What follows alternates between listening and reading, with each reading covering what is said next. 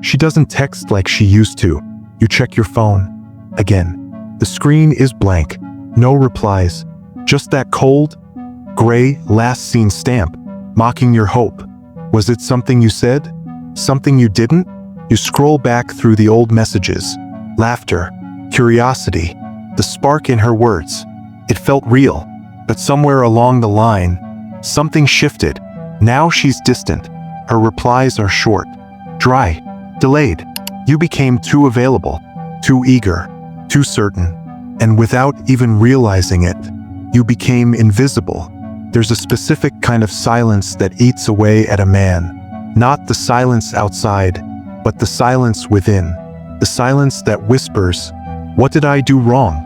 But this pain, this void you feel right now, is not the end.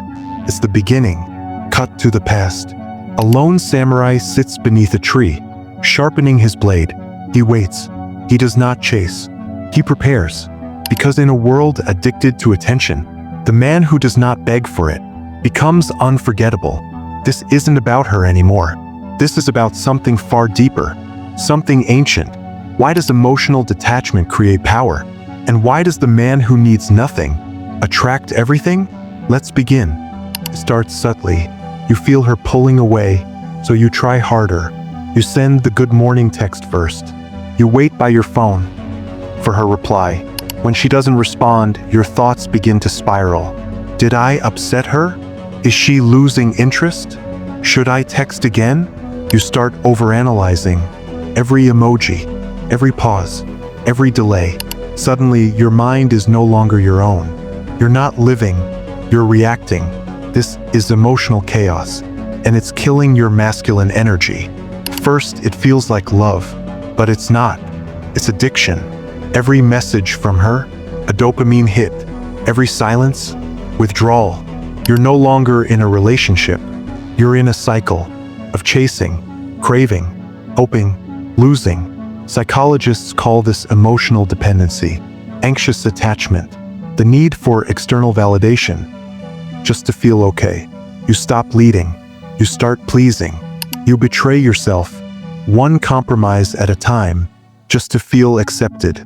And slowly, you become repulsive, not because you're a bad person, but because you've made her your emotional source.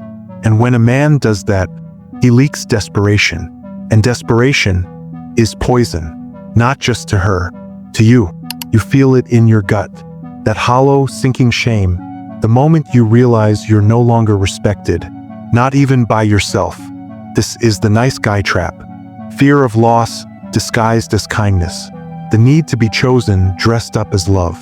Carl Jung once said, "What you don't own within you seek in others." And Eric Fromm wrote, "Immature love says, I love you because I need you. Mature love says, I need you because I love you." But let's tell the truth. A man who is emotionally dependent is not loving. He is bargaining for his identity. He doesn't want connection. He wants relief from his emptiness. This is the low point, the collapse of inner power, the unraveling of masculine energy. But here's the quiet truth most never hear. There is a better way, a way that requires no chasing, no begging, no bargaining. Only one thing, detachment. Let's go deeper. Let's clear something up. Detachment is not coldness. It's not bitterness. It's not pretending not to care, while secretly falling apart inside. Detachment is emotional sovereignty. It is the ability to remain rooted, calm, focused, immovable, regardless of the storm around you. It's not about shutting down your heart. It's about taking your power back from the things that were never meant to control it. The Stoics understood this.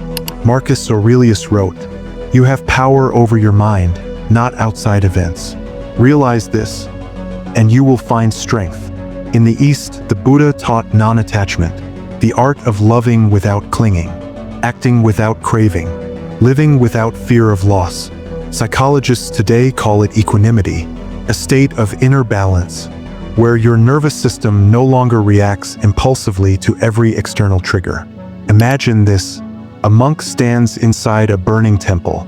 Flames roar around him, but his breath is steady. His movements precise. No panic, no flinching, only presence. This is detachment. Not because he doesn't feel the heat, but because the heat doesn't own him. There's neuroscience behind this too. When you're emotionally reactive, your amygdala, the fear and survival center of your brain, takes over. You become impulsive, anxious, erratic. That's when you chase, beg, break. But when you practice detachment, your prefrontal cortex, the seat of logic, foresight, and emotional regulation, activates. You pause, you think, you respond, not react.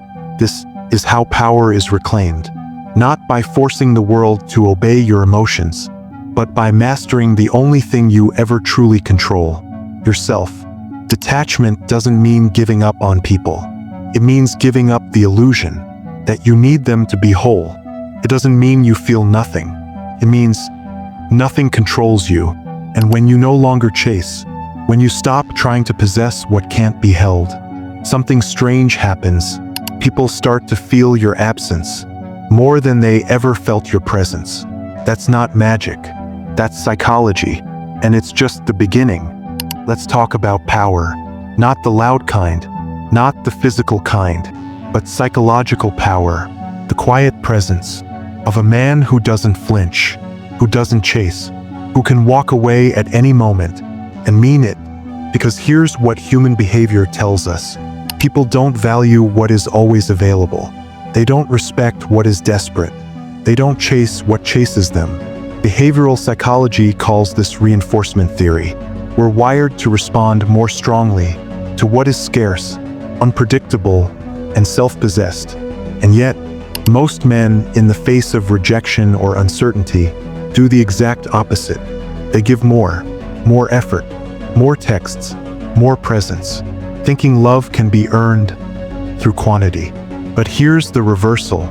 Most people try to gain love by giving more, but in reality, power grows when you're willing to walk away. Robert Greene writes in The Laws of Human Nature, "The person who cannot control his emotions is like a child, helpless, easily taken advantage of." And in The Art of Seduction, he explains, "Mystery and restraint create fascination. The more you reveal, the less they want." It's counterintuitive, but the less you need from someone, the more influence you tend to have over them. Why? Because when you show you can live without someone, without begging, without collapsing, without overreacting, you send a rare signal in today's world, self-sufficiency. And that signal, it triggers something primal. In relationships, it plays out through operant conditioning. Every time you chase someone who disrespects you, every time you reward coldness with attention, you're training them, teaching them that bad behavior brings benefits. So they keep doing it, not consciously, but habitually. Now flip it. When you stop rewarding distance with pursuit, when you become unpredictable instead of reactive, you break the pattern. You disrupt their emotional control over you, and suddenly, you become valuable again. This applies everywhere. In dating, in leadership, in business, in family. In leadership, people respect the calm, not the chaotic. In business, the one willing to walk away holds the upper hand. In friendships and family, when you stop tolerating disrespect, you stop receiving it. Let's take a page from history. When Julius Caesar crossed the Rubicon, an act that would spark civil war, he didn't do it out of impulse. He did it with calm resolve, not seeking approval, not fearing rejection, but acting from strategic detachment.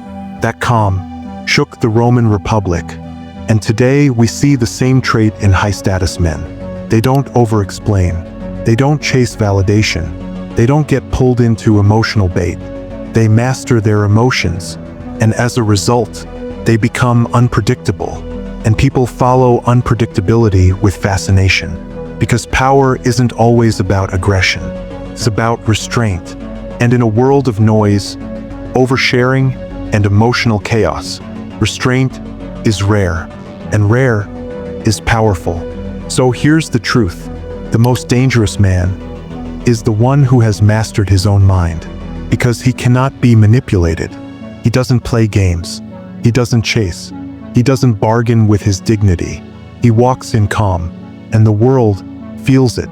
Before therapists, before self-help books, before the digital chaos, there were men who led nations, who commanded armies, who faced death and never lost their center.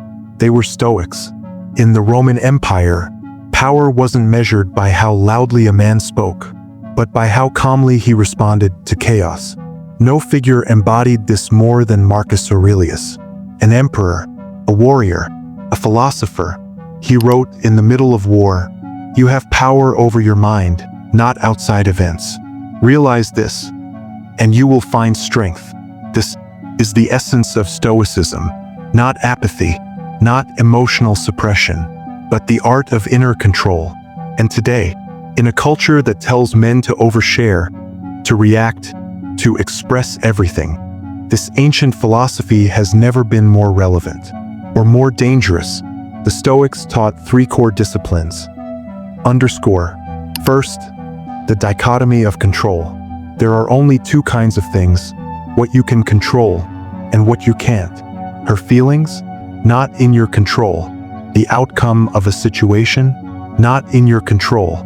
Your actions, your thoughts, your attitude, always in your control. The Stoic man doesn't waste energy on what he can't command.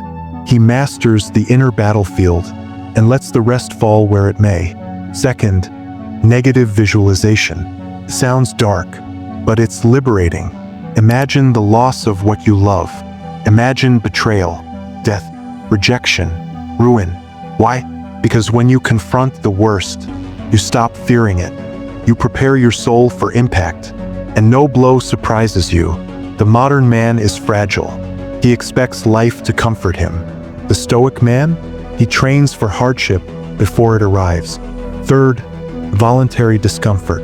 The Stoics would sleep on hard floors, walk barefoot, fast for days, not to punish themselves, but to sharpen resilience, to remind themselves, I can endure.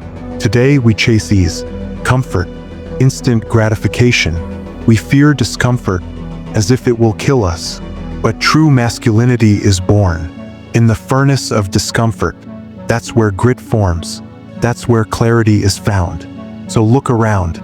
We live in an overstimulated, hyper-emotional culture where men are told to react to everything, to explain themselves, to vent endlessly, to seek comfort before strength.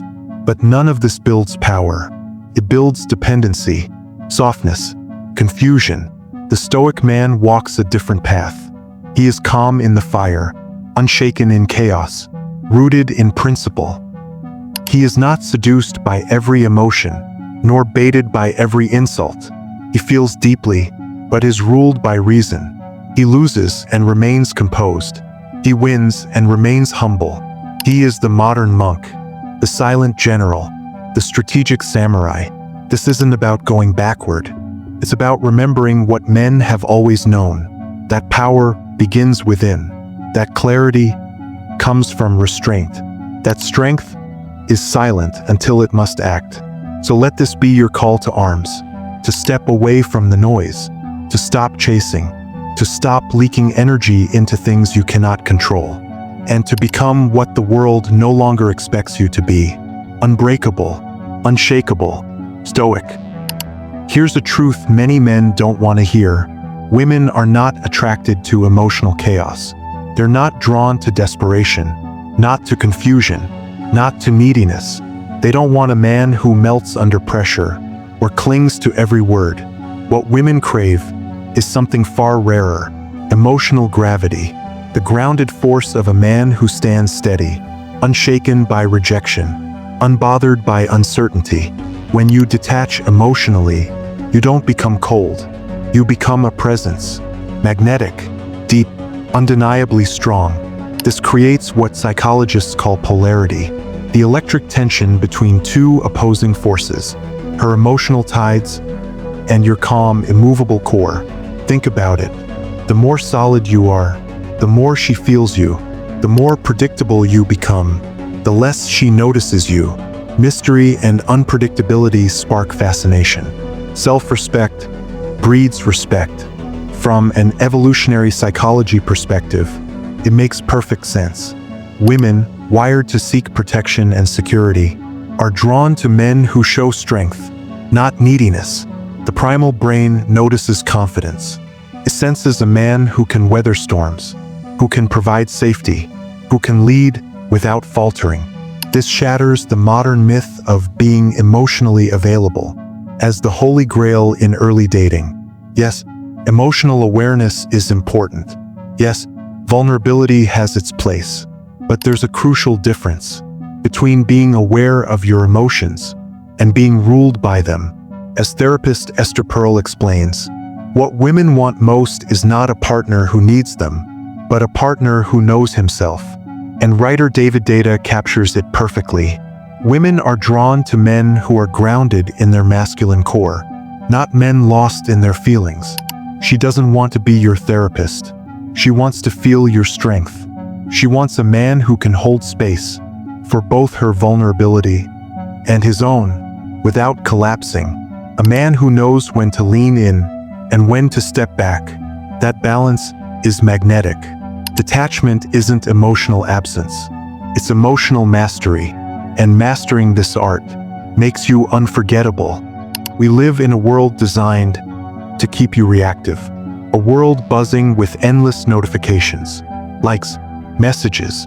A world engineered to hijack your attention and your emotions. Welcome to 2025, the age of dopamine overload. Every swipe, every ping, every comment triggers a little hit of pleasure. But with it comes anxiety, insecurity, emotional exhaustion. Social media doesn't just connect us, trains us to crave constant approval, to live on the edge of emotional exposure, to feed on instant validation. And the result? Most people are reactive, not reflective, anxious, not grounded, needy, not self-contained. This creates a storm of noise, distraction, emotional chaos, everyone shouting to be heard, everyone fighting for attention. And in that storm, the emotionally detached man walks in silence. He doesn't shout, he doesn't panic, he doesn't chase. Instead, he moves with calm precision, unmoved by the noise, unbothered by the chaos. And the world turns to listen, because in psychology, what is rare is valuable. And today, detachment has become an anomaly, a superpower. It's the quiet island of stability in a sea of emotional storms. This rarity explains why so many men today feel lost, lonely. The epidemic of male loneliness isn't just about isolation, it's about losing the ability to hold space for themselves. Detachment offers a way out, a way to reclaim inner stability, to build self-containment, to create a fortress of calm that no external storm can breach.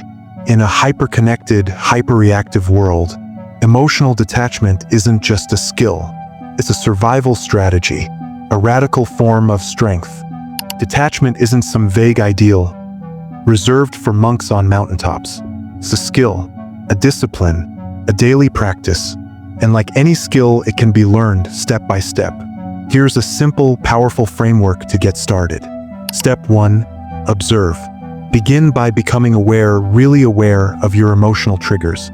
When you feel that knot in your stomach, the heat rising in your chest, or the urge to text her again, don't react immediately. Watch yourself like an outsider. Notice the feeling. Name it. Ask yourself, what is this really about? Is this fear, need, pride?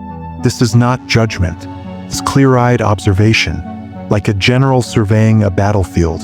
The more you see your emotions coming, the less power they have over you. Step 2. Pause. In that moment, take a breath. Delay your response. Let the initial wave of emotion pass. Resist the urge to jump, to message, to explain, to prove yourself. This pause is your power. It's the space where control returns, where you decide how to act, instead of being pushed by impulse. Remember, your reaction is always a choice. Step 3. Reframe. Now take the emotional pain and see it differently. Instead of a wound, treat it as fuel. Fuel for growth. Fuel for transformation. This mindset shifts your relationship with pain from victimhood to mastery. To strengthen this practice, integrate rituals that ground you in detachment. Journaling, but try writing from a third-person perspective, as if you're analyzing someone else's story. This creates distance and clarity. Physical discipline, cold showers, intense exercise, or any challenge that pushes your limits. This builds resilience and reminds your mind that discomfort is temporary. Practicing silence and no contact, not as a manipulative trick, but as an act of self-respect and self-containment. You don't chase, you don't beg. Daily meditation or reading Stoic texts, like Marcus Aurelius's Meditations or Epictetus's Enchiridion, to anchor your mind in timeless wisdom. Every time you choose silence over reaction, every time you let go instead of clinging, you take back your power. You become untouchable. You rise. The man from the beginning, the one replaying messages, haunted by last seen timestamps. He's still alone, but now he's different. Calm, clear, centered. He stopped chasing. He stopped pouring his energy into what slipped through his fingers. And in that stillness, something unexpected happened. He found himself. When you no longer need her, when you no longer chase the flicker of her attention, she will feel your absence. But more importantly, you will feel your presence. The man who once drowned in emotion now swims in clarity. Where he lost himself in frantic pursuit, he now stands firm in silence. The storm rages outside, but inside there is peace, because the fire you stopped chasing comes to you not as a desperate plea, not as a frantic grasp, but as a quiet, undeniable force. The man who masters detachment becomes dangerous, not because he harms others, but because no one else can harm him. If this message resonates with you, consider subscribing. Your support helps us keep sharing these reflections, step by step. Thank you for listening.